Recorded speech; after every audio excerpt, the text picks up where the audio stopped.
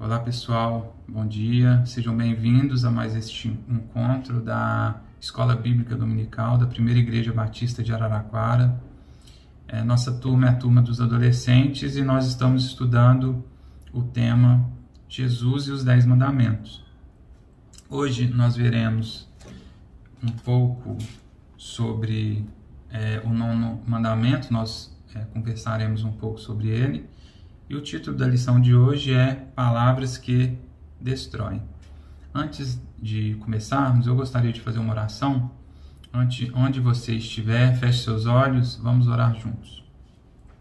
Querido Deus e Pai, obrigado por mais este dia, ó Deus, obrigado pela Tua misericórdia que se renova a cada manhã, obrigado pela Tua graça, obrigado pelo Teu cuidado, pela Tua bondade, Pai, obrigado por nos amar, ó Deus, mesmo sendo pecadores, sendo falhos, o Senhor nos ama, Pai, e somos gratos por isso, ó Deus. Obrigado por todo o que o Senhor tem feito até aqui, por ter nos sustentado, nos guardado.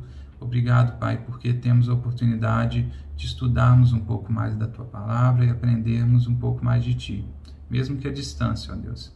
Eu te peço que, em nome de Jesus, que o Senhor esteja à frente dessa lição, que o Senhor fale aos nossos corações, que o Senhor abençoe a cada um que estiver vendo este vídeo, abençoe sua família, abençoe seu lar, esteja sempre com eles, Pai. Que o Senhor fale através de mim e que tudo aqui venha da Tua vontade, Pai, do Teu querer, Pai. É isso que eu te peço, te agradeço em nome de Jesus. Amém. Bom, pessoal, como eu havia falado, a gente vai conversar um pouco sobre o 9º mandamento hoje. E o 9º mandamento está disciplinado lá em Êxodo, capítulo 20, versículo 16, que diz assim: Não dirás falso testemunho contra o teu próximo. Não dirás falso testemunho. É como se o mandamento dissesse assim: não mentirás. Não mentir para não prejudicar o teu próximo, para não complicar a vida do outro, né?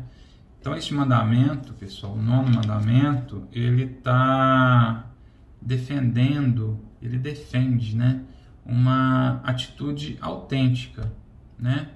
Ele é um mandamento que anda junto com a verdade, né? Ele tem um grande interesse pela verdade, no ideal de proteger as outras pessoas, né, da calúnia, da difamação, da mentira. E, de acordo com as leis de Israel, se a gente, né, lá no Novo Testamento, lá no Antigo Testamento ainda, pelas leis de Israel, bastavam 2 pessoas ou mais darem um testemunho para que outra pessoa fosse condenada, até morta. Lá em Deuteronômio, capítulo 17, versículo 6, o texto bíblico diz o seguinte: Quem tiver de morrer será morto pela palavra de 2 ou 3 testemunhas, mas não morrerá pela palavra de uma testemunha. Por isso, pessoal, naquela época, o falso testemunho era até crime, porque ele poderia ou inocentar um culpado ou condenar ali um inocente. Então era muito importante o testemunho naquela época, porque bastavam 2 ou 3 pessoas para que uma pessoa fosse considerada culpada ou inocente. E ele tinha protagonismo, o testemunho naquela época. Lá em Levítico, capítulo 5, verso 1, o texto diz o seguinte: Se alguém sendo apresentado como testemunha pecar por não denunciar o que viu ou o que soube, sofrerá por causa de sua maldade. Então, este é o protagonismo do testemunho, do verdadeiro testemunho naquela época. E, pessoal, o que é um testemunho verdadeiro? O que ele é? Se a gente pensar, é você falar a verdade sobre o que você viu, presenciou e que você tem certeza, né? A gente só pode testemunhar algo que a gente tem certeza, senão a gente pode incorrer na mentira, né? E o testemunho, o nosso testemunho, ele tem que ser sobre o fato em si e não sobre o que a gente acha sobre aquilo. Não é sobre a nossa interpretação sobre o fato, mas sim sobre o fato, sobre a verdade, né? Há um problema, né? Quando a gente dá um testemunho que vem da nossa interpretação, que é limitada, né? Nós somos limitados. Então, quando a gente dá um testemunho que vem dessa nossa interpretação sobre algo, a gente tem algum problema. Provavelmente você vai ter um problema se você dá um testemunho que veio aí da sua interpretação. Por exemplo, você vê um cristão sentado numa mesa de bar, num bar, e na frente dele você vê um copo com líquido amarelo. Quando você olha, você está bebendo cerveja. E aí você já começa a pensar que aquilo ali, que aquela pessoa, que aquele cristão está bebendo cerveja, e você não tem certeza, porque você está vendo de longe. O líquido amarelo, ele pode ser um guaraná, por exemplo, né? Você não tem certeza, né? Então esse pensamento seu, e se você for dar um testemunho sobre isso, ele vai vir de uma interpretação que você teve de algo que você não tem certeza. Para você ter certeza, tinha que ir lá e ver de perto, né? Se era guaraná ou cerveja aquilo ali. Tem muitas charges, né? Por exemplo, teve uma charge uma vez que mostrava uma mesa, uma família se divertindo ali, o pai, a mãe, os meninos, e a mãe rindo, né, com a boca aberta, e o pai pegou a faca para passar manteiga no pão. E aí tinha a sombra daquilo ali. Na sombra a mulher estava com a boca aberta, como se estivesse gritando, e o pai com a faca. Ou seja, se a gente olhar para a sombra, né, a gente não vai conseguir ver a realidade. Aquilo ali não é a realidade, né? E a gente julga muitas vezes como se a gente estivesse enxergando aquela sombra, porque a gente não vê a imagem por completo, né? Então, por isso que é perigoso a gente dar um testemunho que é ligado à nossa interpretação e não à realidade dos fatos, entendeu? Porque a gente incorre no risco de estar julgando as pessoas e assim sermos injustos e darmos então um falso testemunho, não é? E sobre isso, Jesus, né, traz isso para a gente lá em Mateus, no capítulo 7, versículos de 1 a 5. Sobre isso Jesus diz o seguinte, né, sobre o julgamento que a gente pode incorrer no risco de fazer. Ele diz o seguinte, não julguem para não serem julgados, pois vocês serão julgados pelo modo como julgam os outros. O padrão de medida que adotarem será usado para medi-los. Por que você se preocupa com o cisco do olho do seu amigo, enquanto há um tronco em seu próprio olho? Como pode dizer a seu amigo, deixe-me ajudá-lo a tirar o cisco do seu olho, se não consegue ver o tronco em seu próprio olho? Hipócrita, primeiro livre-se do tronco em seu olho, então você verá o suficiente para tirar o cisco do olho do teu amigo. Amém? Amém, né, pessoal? Olha só, é uma coisa complexa, porque Jesus ele vai, né, como a gente tem visto em todos os outros mandamentos, tem visto com todos os outros mandamentos, Jesus ele aprofunda mais o mandamento, e ele diz simplesmente que você não deve julgar, não julgue, né? E por que a gente não pode julgar? Primeiro ponto aqui que a gente pode pensar. como o texto bíblico nos trouxe, a gente tem um tronco nos nossos olhos, né? E a gente quer tirar o cisco do olho do próximo. Como que a gente vai enxergar com um tronco na nossa frente? A gente não enxerga, a gente não tem condição de ver, né? O tronco atrapalha a nossa visão, em primeiro lugar, porque a gente não consegue enxergar o que está na nossa frente, né? Então, nossa visão, nossa capacidade de julgamento é limitada. E o tronco quer dizer também que nós somos imperfeitos. Se tem um cisco no olho do próximo e tem um tronco no nosso, nossa imperfeição ela é até muito maior e muito mais importante a ser tratada do que o cisco no olho do próximo. Então a gente tem que primeiro olhar para nós, né? Segundo ponto, que é decorrente deste também, nós não estamos prontos para julgar. Por quê? Porque a gente não conhece o coração das pessoas. A gente não sabe o que passa no coração das pessoas, a gente não vê o interior delas, não sabe o que elas estão passando, não sabe a verdadeira intenção daquilo, né? Quando uma pessoa faz uma coisa que para os olhos do homem é muito boa, para Deus pode não ser, porque Deus vê o coração dessa pessoa, vê a real intenção dela, né? E a gente não vê, então a pessoa nos engana, né? Nos engana com aquela atitude, mas ela não engana a Deus. Então a gente não tem capacidade de fazer isso, de julgar. Terceiro ponto, na maioria das vezes a gente não conhece a realidade dos fatos.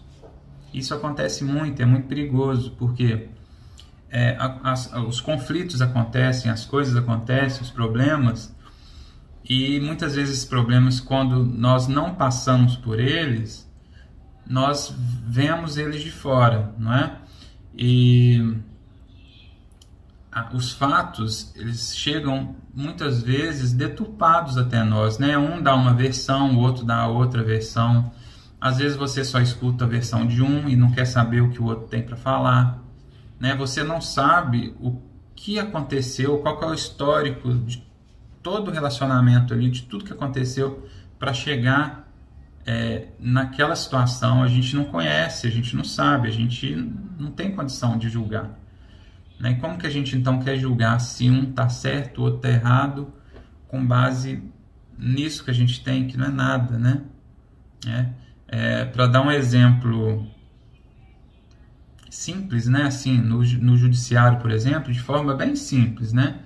O juiz, para julgar, ele tem todo um aparato ali, né? Tem um processo, tem uns autos ali, você junta nos autos a petição inicial, que é a versão de quem está acusando, você dá o direito à defesa do próximo, você tem as provas, são arroladas testemunhas. Então você tem todo um processo que segue a legislação, a lei, né? Tem a forma própria, enfim, para o juiz decidir com base naquilo. E aquilo tem um recurso para um tribunal superior, que tem uma turma de desembargadores, são 3. Quer dizer, olha só, não é simples você fazer um julgamento, né? Você tem que ter material para isso, não é simplesmente o que você acha, que aí você vai ser injusto. É sua opinião sobre aquilo, né? Então a gente tem que ter muito cuidado. Outras coisas que acontecem também, que incorrem, por exemplo, no falso testemunho, hoje é a internet. Internet tem muita coisa, né? Hoje a informação chega rápido para a gente. E a gente é afoito em espalhar aquilo, né? Porque a informação chega rápido, a gente quer rápido espalhar aquilo ali. Muitas vezes a gente não se preocupa em verificar se aquilo ali é verdade, quem que é a fonte, qual é a fonte da informação, se aquilo ali tem algum sentido.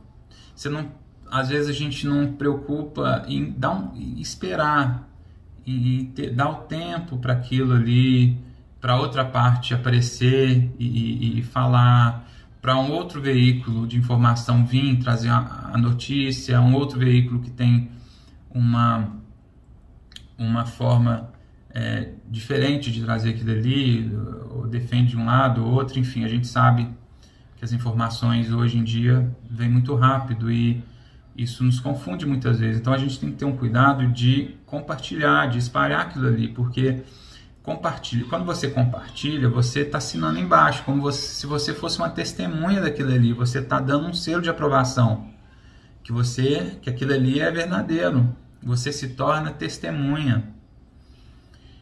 E você pode estar dando um falso testemunho, né? Você pode estar prejudicando um outro porque você corroborou você assinou embaixo de uma coisa que você não tem certeza. E não é porque o outro a gente não concorda com ele que a gente tem que prejudicá-lo a qualquer custo, igual o mundo está fazendo hoje, infelizmente. A gente tem que ter compromisso não com as pessoas, com as ideologias, com as pessoas, mas sim com a verdade. E se a gente não tem certeza, é melhor não compartilhar, tá bom? O quarto ponto que eu queria trazer é o que o texto bíblico também traz, que a gente vai ser julgado da mesma forma que a gente julga nosso irmão. A gente vai ser julgado por Deus, né? E aqui toma muito cuidado, porque Deus, quando julga, ele é misericordioso, né? Ele julga com justiça, mas também com misericórdia. Inclusive, nós que somos cristãos, nós já fomos justificados, julgados por Cristo, por Deus. Quem segue o caminho da cruz já foi perdoado, né? E só Deus é capaz de fazer isso. Quem somos nós? Então, muito cuidado, porque nós não temos capacidade. Como que a gente julga? Nós somos misericordiosos? Nós conhecemos o coração do outro como Deus conhece? Então, não julgue seu próximo. Jesus disse para a gente ser misericordioso. E o que é misericórdia? Além de conhecer a miséria no coração do outro, né?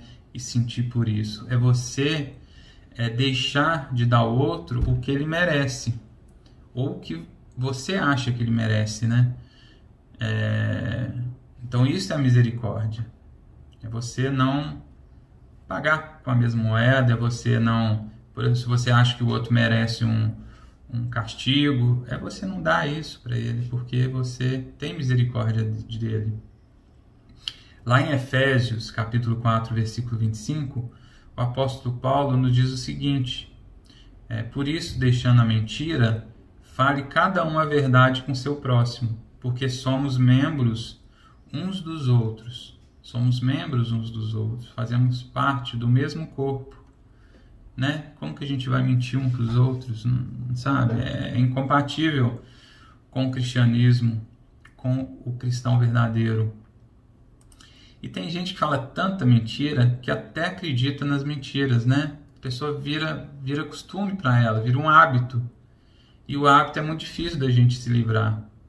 Então aquilo vira um pecado que a gente guarda dentro da gente e cuida, né? Um pecadinho de estimação.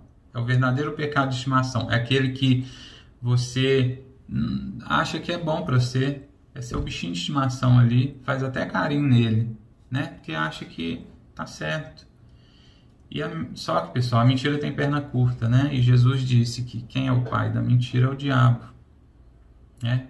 Toda mentira vem do diabo, não tem jeito. A mentira, ela é pensada, ela é calculada, ela é planejada, ela é obra da carne. Mesmo que você fale aquela mentira ali no supetão, você deu uma pausa ali, pensou e mentiu. Não foi natural, não foi algo que veio do Espírito Santo, porque a verdade, ela provém do Espírito Santo, é um fruto do Espírito, não é?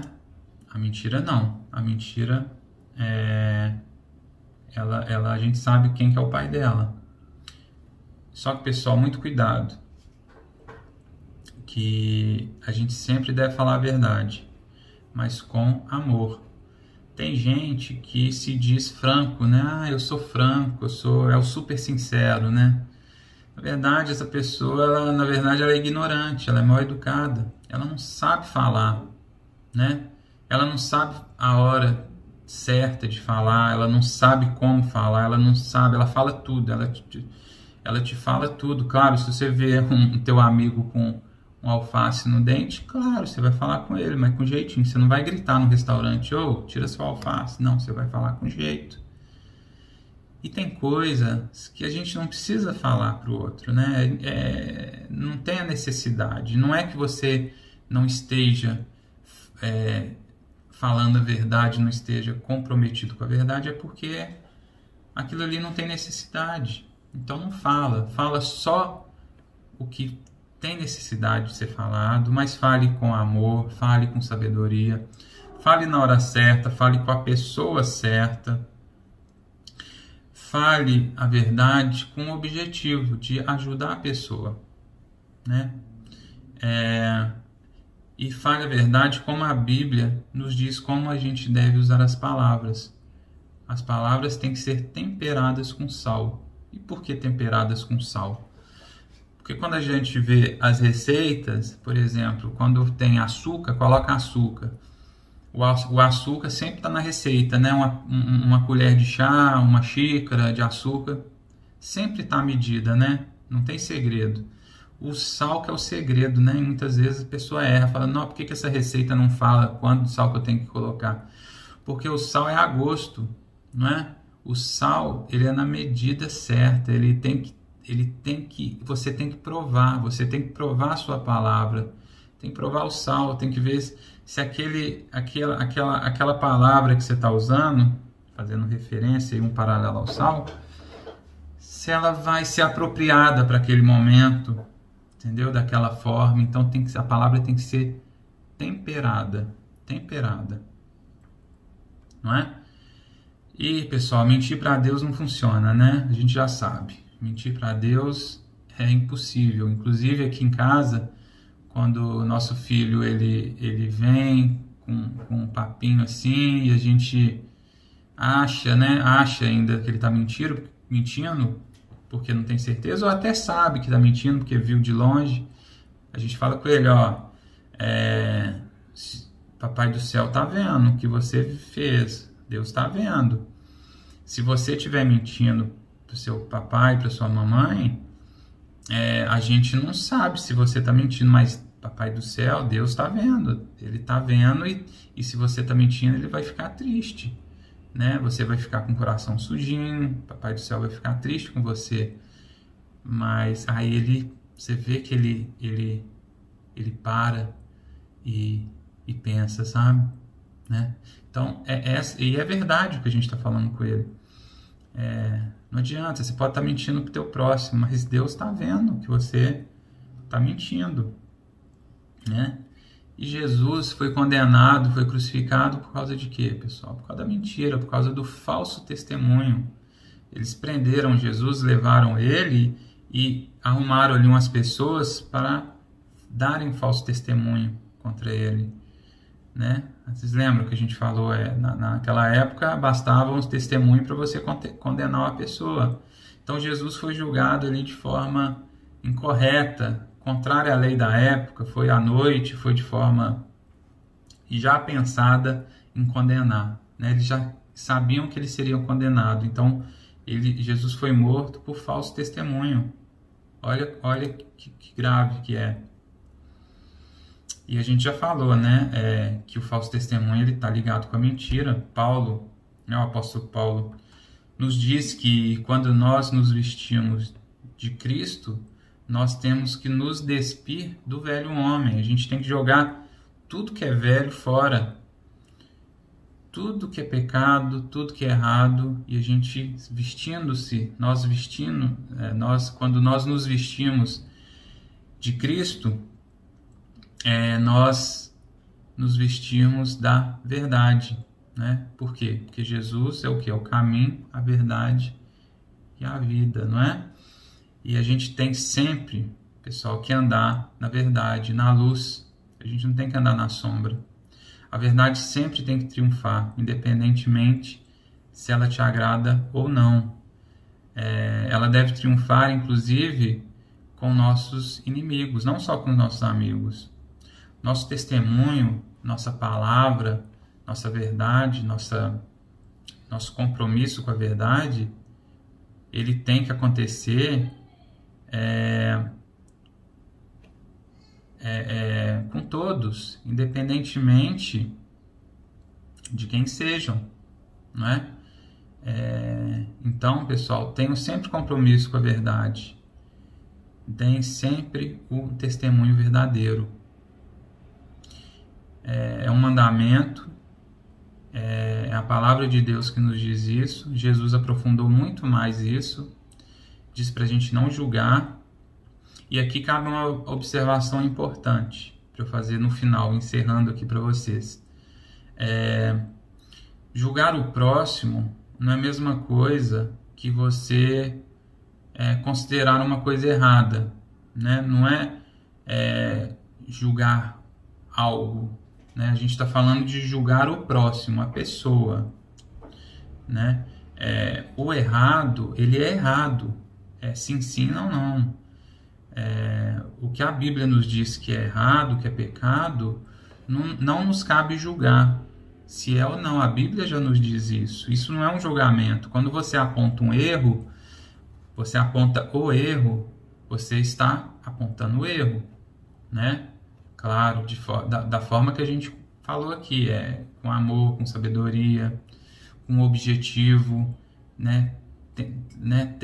Com temperança, mas você está apontando o erro, né? Agora, julgar a pessoa é errado, sempre errado, não tem conversa, não tem... Como não tem conversa com você considerar o que é errado, o que é certo, o que está na Bíblia é o que é a palavra de Deus, e é isso que a gente tem que guardar. Também não existe conversa quando a gente quer julgar alguém. A gente não deve julgar, nunca deve julgar, nunca, nunca, nunca, nunca. Jesus foi claro quando ele trouxe isso. Você não julga a pessoa, você julga o pecado, você condena o pecado, você não condena a pessoa. Porque o que é um julgamento? O que é um julgamento? É você dizer se aquela pessoa vai ser inocentada ou se ela vai ser condenada. Quem somos nós para condenar ou inocentar alguém? Entendeu? Quem somos nós? Se a pessoa age de forma errada e você está vendo aquilo, você tem certeza daquilo, se você quer o bem dela, você não vai a julgar, você não vai chegar para o outro e começar a falar dela, fazer julgamento sobre a vida dela. Não é isso que tem que ser feito. Você tem que chegar para a pessoa, se você tiver intimidade, na hora certa, com sabedoria. E se o Espírito Santo te dizer que você tem que fazer isso, você aponta o erro. Não é? É isso. Não é julgar a pessoa, condenar. Não, a pessoa, olha, tanto de coisa que ela faz errada. Não, essa aí nem adianta. Que essa aí não vai ser salva, não. Quem somos nós para fazer isso? A gente não conhece o coração do próximo. A pessoa pode ser uma santa na sua frente, mas diante de Deus... Por que Deus diz que muitos chegarão até Ele e dirão: nossa, meu Deus, eu curei em Teu nome, eu fiz tanta coisa em Teu nome, e Ele vai dizer que nem conhece essas pessoas, porque Ele conhece o coração. Porque Ele conhece o coração. Então não adianta o que você está fazendo. Se você está fazendo para os homens, se você está fazendo com outras intenções, para aparecer, para se destacar, mas no fundo, aquilo ali, a sua intenção não é a que agrada a Deus, Deus está vendo, e é para Ele que você vai prestar conta, não é para o próximo. Então, cuidado, não julgue, porque da mesma forma que julgamos, nós seremos julgados. Então, não julgue, faça igual Jesus nos ordenou, não julgue.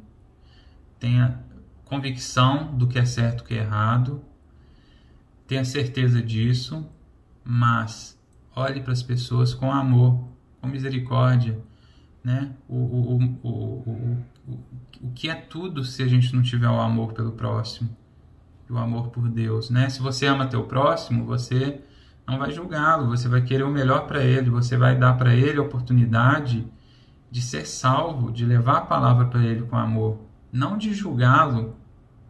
Vocês estão entendendo? Assim, eu estou me prolongando nisso, até sendo repetitivo, que eu acho isso muito importante. Eu acho isso, inclusive, uma coisa que nos falta, até como igreja, nos falta ter esse conhecimento, esse discernimento, porque as coisas de Deus, elas são claras, mas às vezes as pessoas não entendem, né? Quando Jesus falava para as multidões, né? Nos evangelhos a gente vê isso, muitos não entendiam e muitos não entendem, né, o que Jesus quer dizer com isso.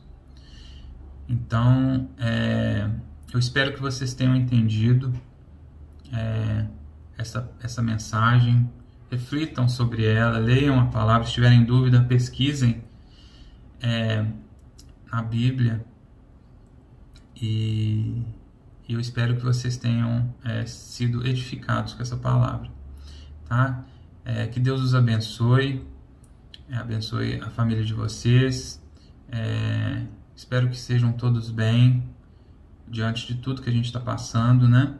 Se acheguem mais a Deus, é Ele que nos dá força, nos dá descanso, paz, tranquilidade e confiança. Então se acheguem a Ele, vale a pena, vocês nunca vão se arrepender disso, é a melhor decisão que vocês podem tomar. Tá bom, pessoal? Espero que vocês tenham gostado, sido abençoados, e a gente se encontra na próxima aula, tá ok? Deus abençoe vocês. Tchau, tchau.